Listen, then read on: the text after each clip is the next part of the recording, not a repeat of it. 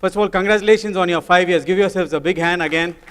Awesome. Congratulations, Bharat, Meena, and everyone who was involved in getting this region started. One of the regions that we used to always, keep. You do things so grand, and so I think that we are trying to always catch up with Hyderabad. So with that, let's quickly move on. For the folks who are here brand new, I met several new members. We know BNI got started around the 1984, 1985 time frame. 1984 was when the concept was. 1985 is when they had their first chapters. If you see Beth and Ivan over there, they started something called the network initially. Then they called it Business Network International, and then it just reduced to BNI. BNI was because that was the only thing they get as registered trademark. They could not get the registered trademark on Business Network International. So that's where it is. Our headquarters moved from California to Charlotte when Graham took it on in 2014. Graham, our current CEO and the person who runs BNI, amazing guy. He's not only a great leader, but also big into fitness. So he's done the triathlon. He studied at Harvard. But every day we learn a lot of things from him, and he's going to be here in August. So if you're a director, consultant in this room, or an ambassador, or if you're also on the leadership team here of your chapters, you're most welcome to come and attend on August 19th in Calcutta for our leadership conference. And we're also bringing in people from Hong Kong, and I'm bringing somebody from Malaysia to talk to us on how they are growing their countries. So Graham will be here. He'd love to spend some time with you. So please be there if you're a director consultant in LT. So what Graham did last year was he split up the world into 3 different regions for better management. So he has the Americas run right now by Gonzalo Checha. He just joined us about 2 months ago. Then of course Andy, most of us have seen Andy. He's been here to India a couple of times. Andy is the one. How many of you are familiar with the member traffic lights or chapter traffic lights? He's the guy. He's the guy who actually designed it years ago, and that completely is a game changer for BNI.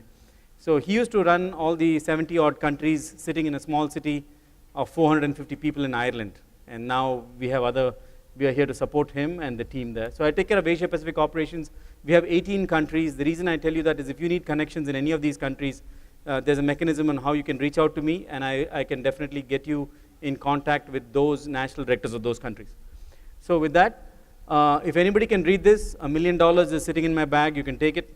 This is not meant for your eyesight test, but just to let you know that we do have a team of people deployed globally that kind of helps, will be helping you. This team of what we call global support team, we have a team of guys sitting in Charlotte, then Ireland, and of course in India we are based in Bangalore primarily, but we have support centers in Mysore and Bombay. Again, this just to let you know, on the right hand side of this graph is where we have all of the India operations. Murali Srinivasan heads the India operations from the day-to-day chapter management perspective, and he's supported by district directors who help any new region ramp up from 0 to 160 members in 4 chapters. And once they are done and they become executive directors, we are bringing in additional support of people who will be supporting these executive directors. On the left-hand side of the graph is all Asia Pacific, and related to Asia Pacific, where we have franchise development happening, we have events happening all across Asia, and now recently I brought a projects coordinator who's starting with me today, who will be keeping me on track across these countries. In addition to that, what has happened in the last, maybe in the last 4-5 months, is that Singapore operations now directly report into us. So we have BNI Singapore Enterprises Private Limited established, and currently I'm in the process of establishing BNI Sri Lanka Enterprises Private Limited, because Sri Lanka, the national director, a couple of years ago, unfortunately passed on, and then we looked for leadership there, but there's a lot that we have to do directly in the country, so that leadership is happening here. And in order for us to coordinate with Sri Lanka, we are now identifying operations coordinators. KVT, if you are in the room, kindly stand. KVT Ramesh is our operations coordinator for Sri Lanka. Yeah, so if you need connections in Sri Lanka, he's the guy. I picked him because he's from Hyderabad. Great, superb. Let's move on to the next slide here. We know the world stats, but it keeps changing every day. The reason I put it in here is to just make sure that you either take a snapshot of this and make sure your chapter leadership team has got at least approximate numbers. Sometimes I go into a chapter and they have some really old numbers, 3 years back old numbers.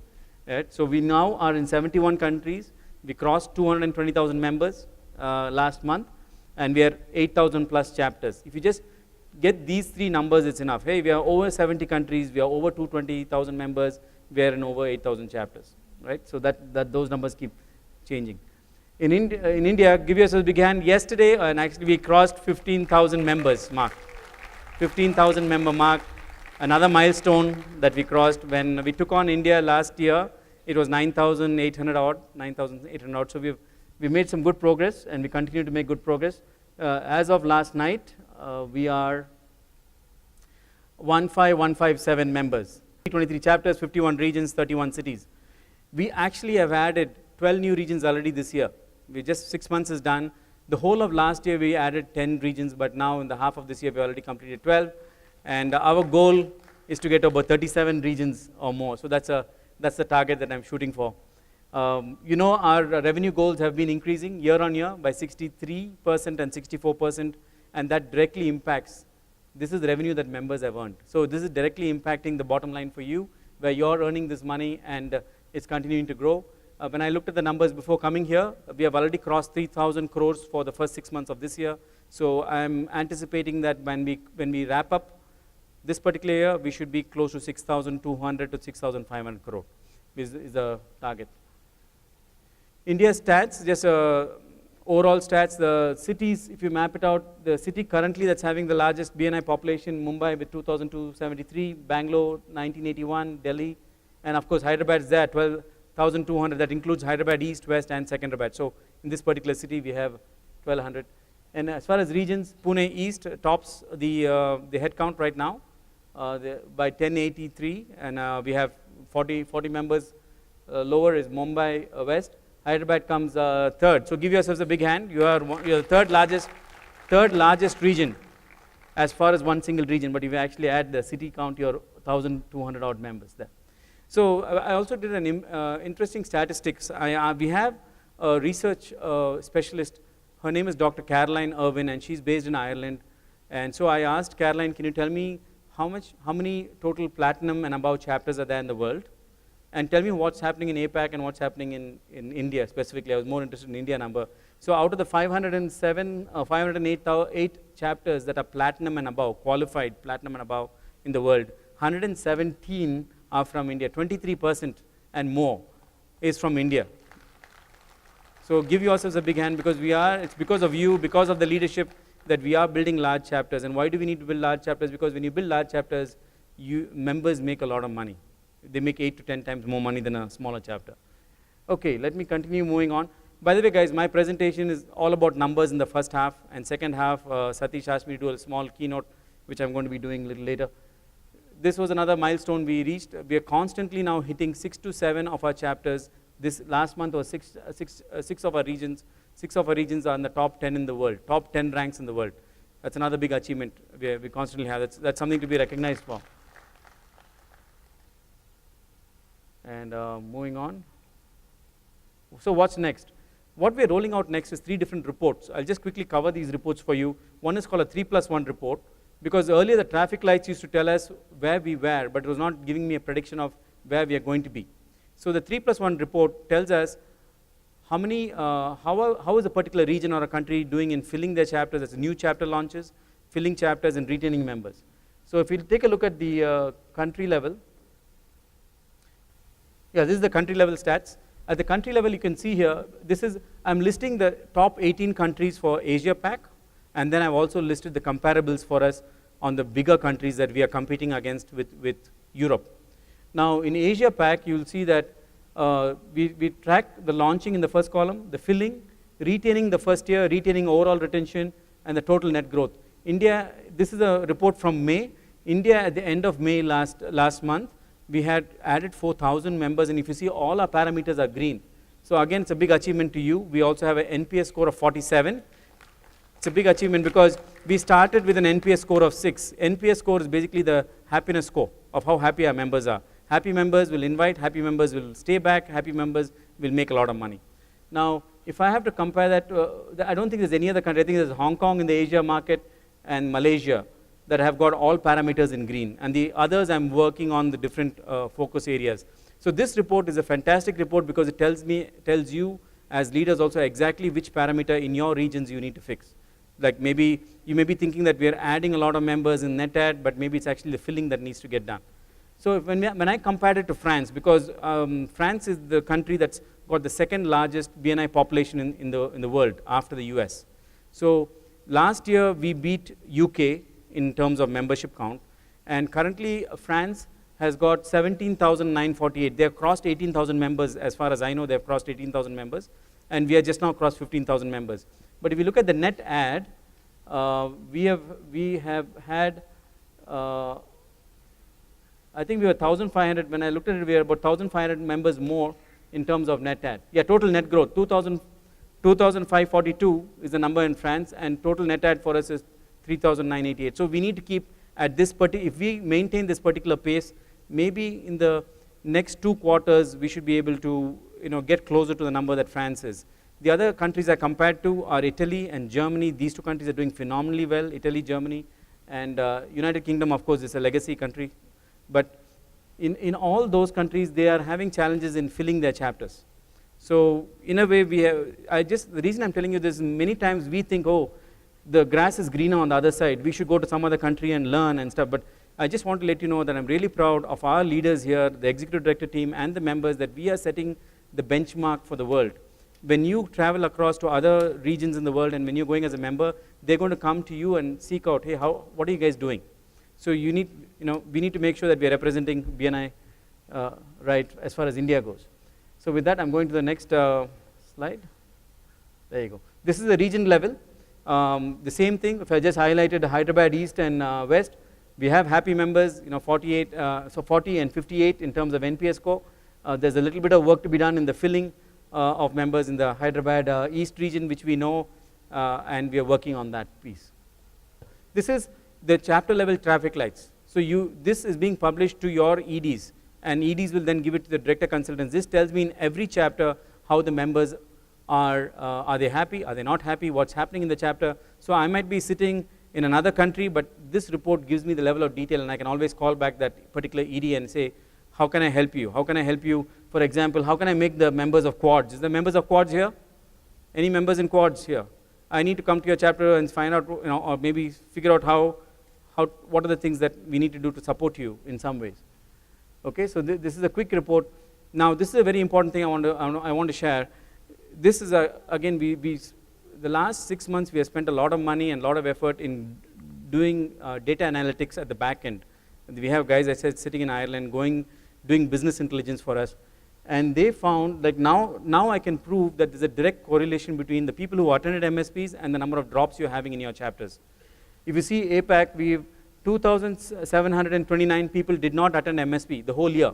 365 days they did not attend, and we found that 2,000 of them have dropped. So there's a direct correlation, and that is what we are now, my focus now for the next September till October, my focus is to get the no MSP thing down to 0. We call it zero tolerance policy, because now if I take a look at this, in Hyderabad East, there were 12 people who did not do their MSPs, and Hyderabad West, 32 people did not do their MSPs.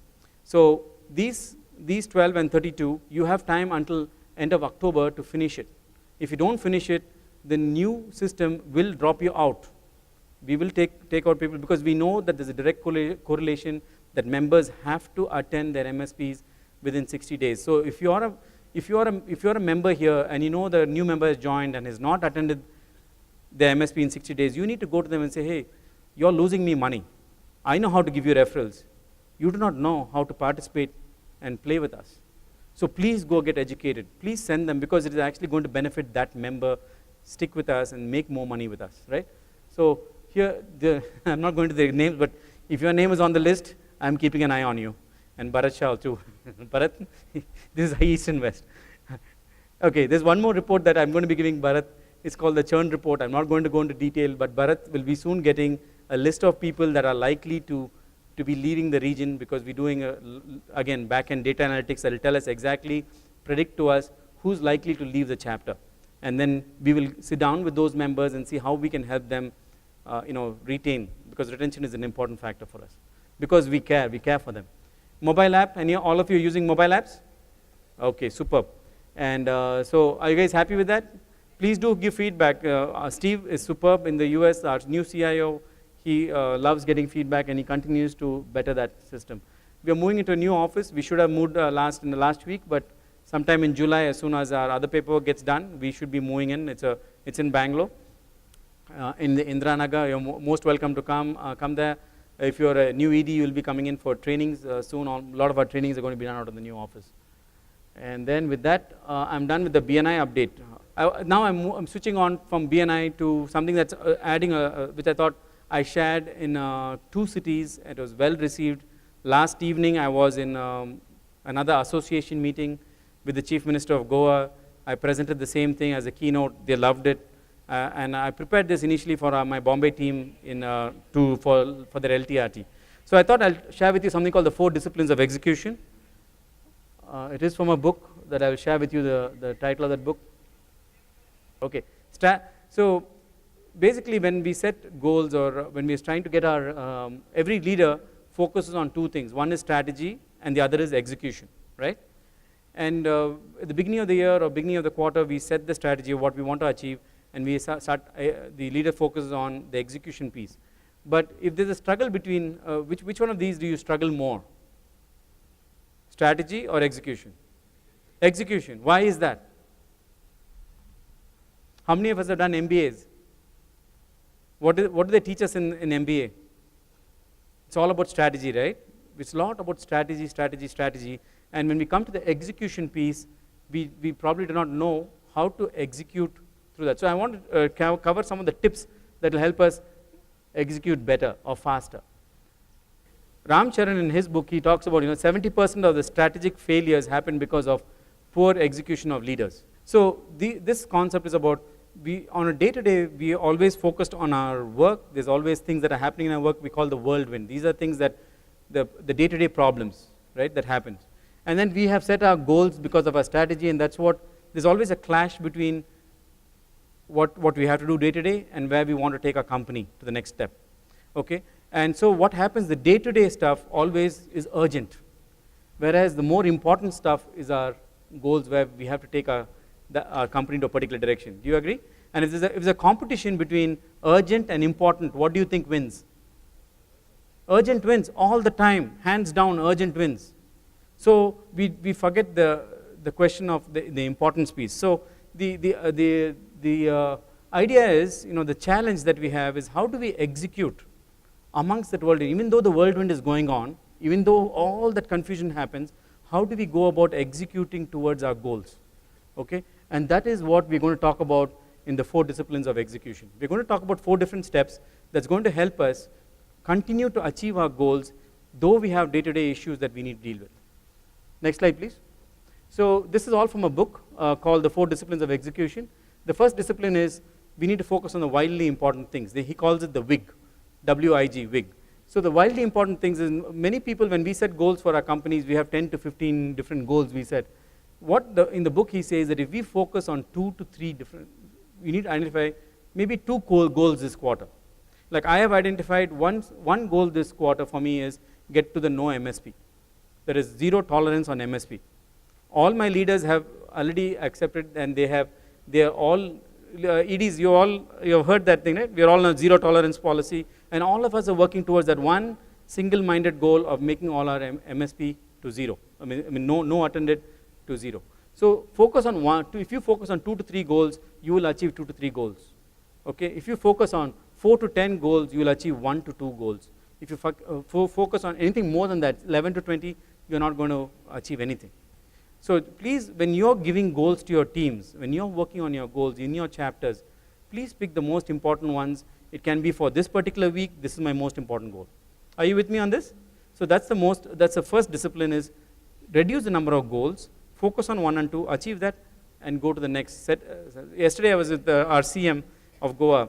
When I was discussing this topic, after I was done with my keynote, he called me to him, and he was saying that when he took on the CM, he had 357 goals that he had set, okay, and now he has reduced it to 50 odd goals. But he was saying that the way he achieved it was because same thing. He said, look, I agree with you because I split it up into various teams, and each of these teams focused on 2 to 3 goals.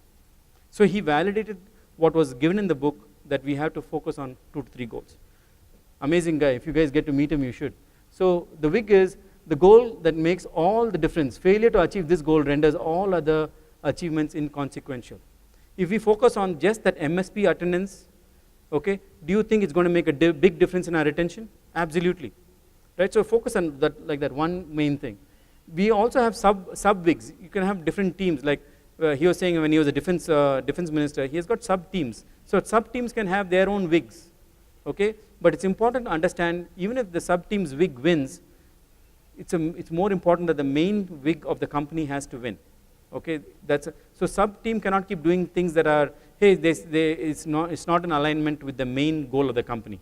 So please make sure all the sub-teams are having, they align with the main WIG. So with that, I would like to go to the next topic. So example of a WIG here is, we will put a man on the moon and return them safely home by the end of the decade. This was at a time when 1950s, when Russia and US were competing the space race. But he drew a line and said, look, I'm going to go from X to Y by so-and-so time. So if you have defined your goals, please define it as X to Y within a specified time. Okay? Now, going to the next one, we have to act, and the second discipline is we need to act on the lead measures. There are 2 different types of measures. One is called a lag measure, and one is called a lead measure. How many of you are familiar with lag and lead measures? Okay, a couple of us are familiar. So let me explain that to you. So we need to be focusing on the lead measure, not the lag measure. Lag measure is something that can easily measure, something that most business owners measure day in and day out. Okay? But it is more important that before we focus and act on the lead measures, okay, those are more predictable and they're more influenceable. Let me give you an example here. A lag measure, when you take a weight, if I step on the machine and say, oh my God, I need to lose 10 kilos. But the lag measure is, I know, it's easy for me to step on the machine and know what my weight is, right? You can step on the weight machine and know what your weight is, right? But that measure is already an after fact. Lag measures, whatever you've done in the last 4 or 5 years is where you are right now. So, but if we focus on the lead measures for weight, is what you're eating and how much you're exercising. So if we focus on, okay, how much am I, that is a more difficult one to measure. We don't go and measure how many calories we eat. It's a little bit more difficult than standing on the weight machine. Nowadays, we have devices that help us tell us how much we walk and how much we exercise. So that helps us think. But so same thing, if we focus on the lead measure, the lag measure will definitely improve. If you want member growth in BNI, we have more focus on visitors in your chapter. If you want referrals received, do more number one-to-ones. If you want to increase the number of clients in your business, make sure you have more appointments done, booking of appointments. And traffic lights, what we used to be used before, is actually a lag measure. It always tells us what we did in the last 6 months. But the new 3+1 traffic lights tells us what's happening in the next 6 months. Discipline number 3 is we need to keep a compelling scoreboard. Scoreboards are very important. The scoreboard has to be very simple. It has to have both the lag and lead measure in it. Can I go to the next slide, please? There you go. Scoreboard should be very simple. It should have the lead and lag measure. We need to message it almost every week or every day also. My leader, Graham, he sends us a report. I was thinking, every day I get a report in my email, exactly how many members we have worldwide, in each country, what we're doing. I used to wonder, why do I need it on a daily basis? But now I really, really appreciate it.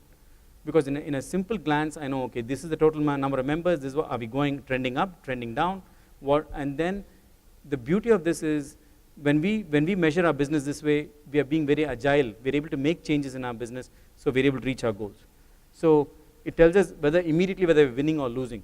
If you take a look at it, BNI is all about this. We have scoreboards that immediately tell us, are we winning or losing, or what is that one parameter we need to fix. Then finally is to create a credence of accountability, okay? So this is where the execution actually takes place. The other 3 were mostly measurement parameters. So how do we now execute this? This is how we execute among all the whirlwind that's happening. 20 minutes every week, you take your team together, and then you start reviewing. Team meets the same time each week. In BNI, do we do it? Does your DC call you after the leadership team after the chapter meeting? Do you have a specified time when he or she calls you? Absolutely. This is one of those techniques that we are using. Okay? So this is for every team that owns a WIG. And in that team meeting, we should not be discussing all the day-to-day problems. You should be discussing things that are related to your goals, not the whirlwind. You with me? Yeah? So if we do that, every member of the team shows up thinking of only one thing, and what are the 1 to 3 most important things I can do to impact the scoreboard. And then they go around the room and they report on last week's things. They'll say, hey, look, I met so many, we got so many visitors, or they can say, I met so many customers. Okay? And then they review and update the scoreboard, and they make commitments for the next week. Very simple technique. This is what I did. This is how it impacted. This is the lead measure I did. That's how it has impacted the lag measure. And so my next week, I'm going to do this. And this is what they're going to talk about, the lead measure. They set objectives for the week. And because if we don't set these objectives for the week, what happens is when there's white blanks, we don't have objectives, guess what happens? The blue or the whirlwind takes over. It'll completely occupy your time if you don't have those objectives. And so weekly meetings, just-in-time planning, the weekly meetings are amazing way to keep making your business agile. Because you can set whatever strategy you want in the beginning of the year. It's of no use if your business and your team is not agile with what's happening on the ground right now. So you need both. You need a strategy, but if you just forget your strategy and don't focus on the weekly stuff, your business will not be agile. With that, I'm almost to the end. So the 3 outcomes of the 4 disciplines is clarify your organization's priorities, engages every member of the team, allows organizations to achieve their wildly important goals, and all of this is available in this book, The 4 Disciplines of Execution, and please get it from Amazon or wherever, or if you have a thing. And thank you very much for allowing me to share this piece of my keynote. Thank you.